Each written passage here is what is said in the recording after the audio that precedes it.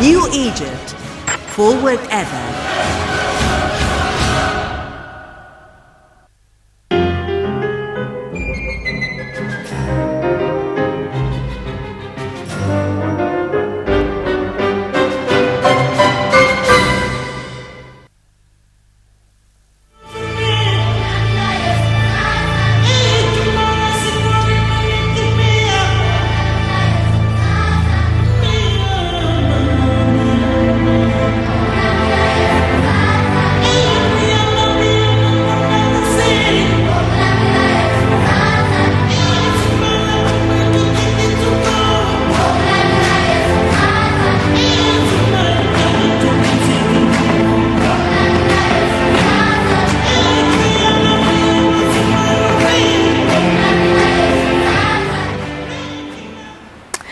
Dear viewers, and welcome to a new edition from our program Africa Today. In today's edition, we are going to tackle the latest developments taking place in Nigeria. But first, we'll start with this report. The Nigerian Air Force has bombed the Boko Haram base in the country's southeast and arrested more than 20 militants. The crackdown is the government's biggest attack on the group in 8 months. Samah Sharif reports.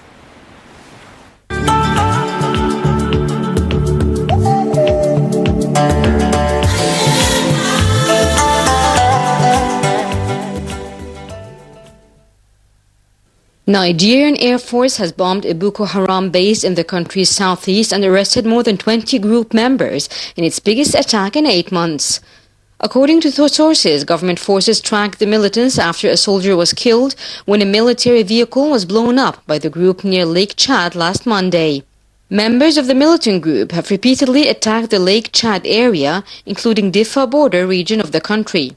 Meanwhile, Nigeria's President Muhammadu Buhari is calling for civilian foot soldiers in the fight against Boko Haram, appealing to traditional hierarchies and centuries-old methods to weed out the plotters. Buhari has ordered his military commanders to end the violence by the end of the year. Security analysts say claims of military abuses against civilians in Nigeria have eroded cooperation and trust, adding that Buhari now must rebuild confidence by restoring the public's faith in the armed forces to protect them. They say Buhari could build on the military's recent focus on cutting Boko Haram supply lines using community patrols.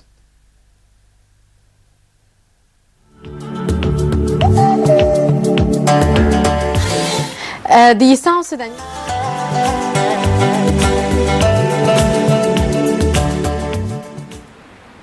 Welcome back. The South Sudan's opposition faction, the Sudan People Liberation Movement Army, said it had rejected the unilateral creation of 28 states in South Sudan by President Salva Kiir. The statement raises doubt whether the peace deal signed in August will be implemented without addressing the matter furthermore. Samah Sharif has more details.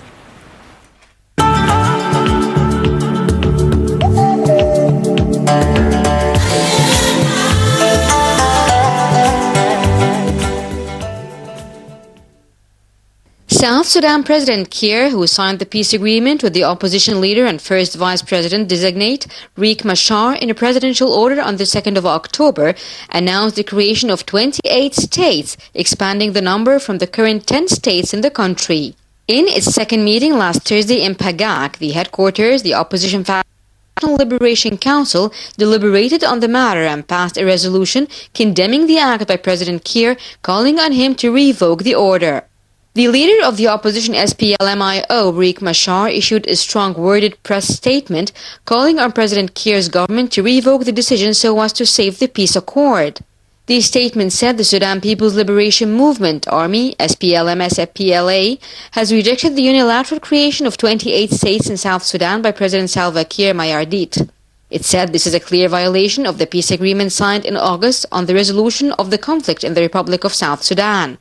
Machar said the presidential order and endorsement process by the national legislature were both in violation of the peace agreement, saying that even the current Juba parliament had no power to amend the constitution alone after the peace agreement was signed by the rival parties. He further explained that after the ratification of the agreement by the national legislature in Juba and the SPLM-SPLA National Liberation Council on the 9th of September 2015 respectively, none of these institutions has the competence to legislate or amend the constitution in matters affecting the peace agreement. He also said the National Constitution Amendment Committee established under the peace agreement is the only body that will initiate the amendments in the Constitution. The meeting also called on IGAD mediation and its international partners to put pressure on the government to respect the peace deal.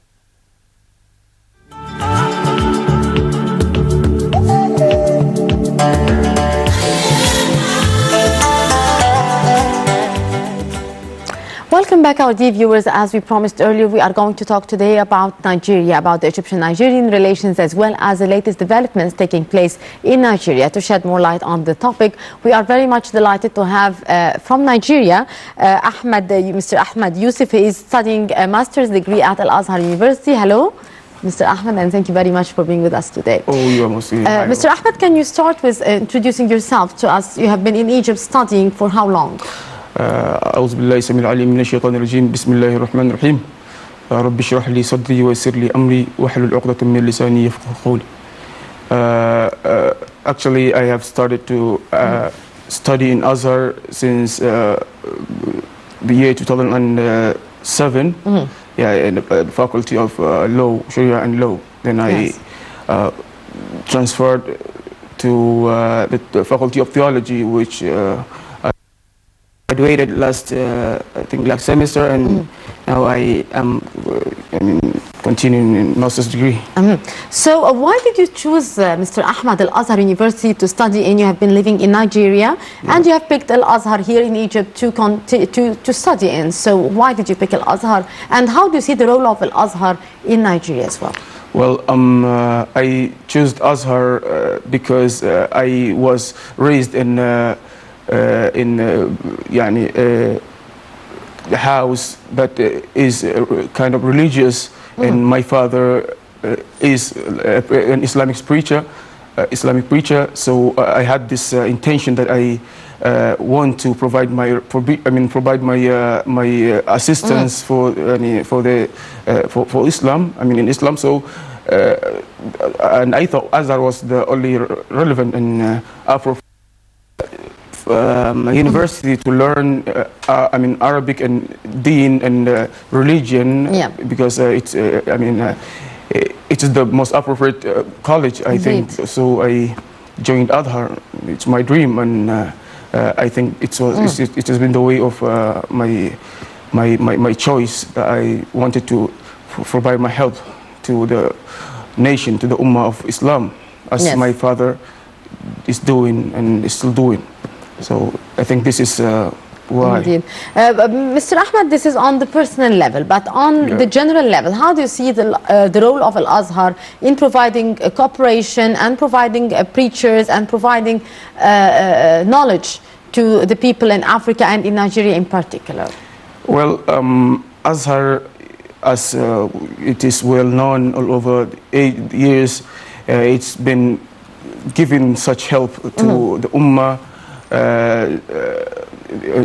It's so mediation. It doesn't provide any. It doesn't give any radical thoughts. So it is definitely given. It has been given this kind of help, and I think it is the most appropriate college that will.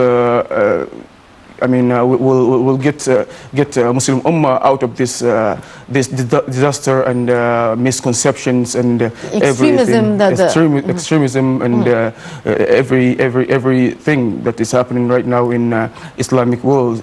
I think it is Azhar. It's beta. It's beta college, and it's beta point to provide this kind of change in general. So I think this is real. This is well known, and everybody knows this. Indeed. Mr. Ahmed, how do you see, in light of the extremism that we are facing, and which is somehow some people are linking that to Islam, Nigeria is suffering from the extremism and violence of Boko Haram. So how do you read the situation in Nigeria regarding Boko Haram? Well, the situation in Nigeria, when you want to talk about Boko Haram, this is a little community that of course, that is foreign to Nigerian people or even African people. I mean, African has been practicing Islam the way it is for more than centuries, and nothing happened. Nothing. There was no violations. There was no radical thoughts, and very recently, this people, or whatever they call them, with a lot of titles, they adopted some strange thoughts in Islam and wrong concepts. Of course. Yeah, and interpreting Quran wrongly, not the way it was revealed, and in a terrorist way and radical way. So this caused a lot of violence and a lot of disasters. So I think this is how the situation is on the ground in Nigeria. Mr. Ahmed, your President Buhari has ordered the military to end the violence of Boko Haram by the end of the year. So yes. How do you see that, and is that doable on the ground from your point of view, of course? Yeah, of course. This is very good attempt. It's such a good attempt, and it's definitely going to bring positive consequences, and it's going to bring a good result. And we have this strong feelings that it's going to work. Hopefully. Mr. Ahmed, on the economic level, to what extent the rise of Boko Haram in Nigeria and the fight between the army and Boko Haram is affecting the Nigerian economy? Yeah, definitely. Any violence is liable to affect every part of the country, either economic or any other part. So especially economy. So it's really this kind of justice really brought a lot of damages in Nigerian economy, like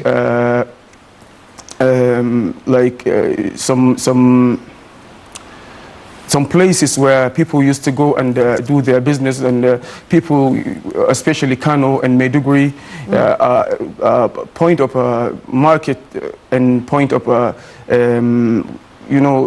people where people gather together and make their market and buy and sell things every day, and people from foreign countries and foreign places. So during this violence, people have no longer feel safe with the country. So do you believe, Mr. Ahmed, and sorry for interrupting you here, that the rise of Boko Haram in Nigeria is affecting the daily life activities, or it is not felt on the ground on daily basis activities from your point of view? Of course it is affecting, because people are so scared, because a lot of people have been victims in the situation. A person will come from maybe from another state, and he comes. He wants to make a business or something. Then he got infected by, or he got involved in some explosions, then he dies. So another person will definitely feel unsafe. He will not feel safe to come up, and things will be, changing and being infected negatively. So this is what I think it is. Yes. Mr. Ahmed, do you believe that the African Union and other African countries, as well as the international community, should play a role in combating extremism thoughts and terrorist groups like Boko Haram and other terrorist groups which are threatening many African countries and Islamic countries as well? Yeah, I think it is going to bring an end to this disaster, especially now when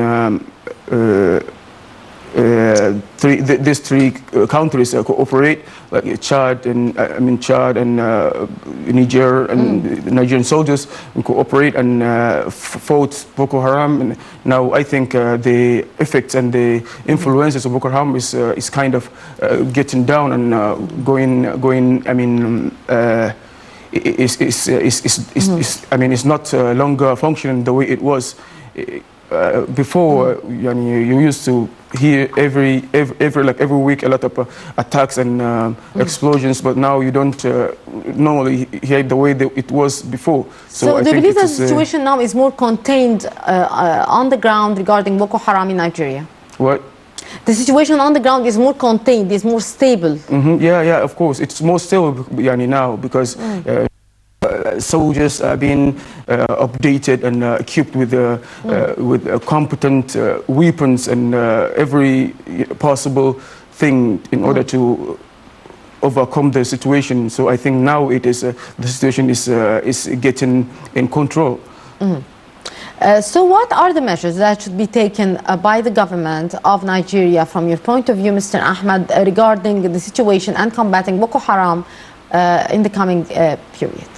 Yes, first of all, you cannot cure a problem overnight, of course. Overnight, yeah. It definitely has to take some moments, some time, period of time, particularly. And something like Boko Haram, it's something that has something to do with thoughts and ideologies. So in order to bring an end to it, we have to, the government has to put eyes on how people are getting that knowledge, how they come up with this knowledge that is trying to legalize or killing and of course, yeah, bringing violence in in society. So definitely, like methods of learning, methods of course, Mr. Ahmed Youssef, you are a student studying a master's degree in Al-Azhar University. Thank you very much for your input and for being with us today. And of course, we'll have you again to talk more about Nigeria, of course. Okay, thank you. Thank you very much. I so appreciate this chance, and thank you very much. Thank you very much. And with that, our dear viewers, we come to the end of this edition from Africa Today. I'm Mahis Rabia signing off.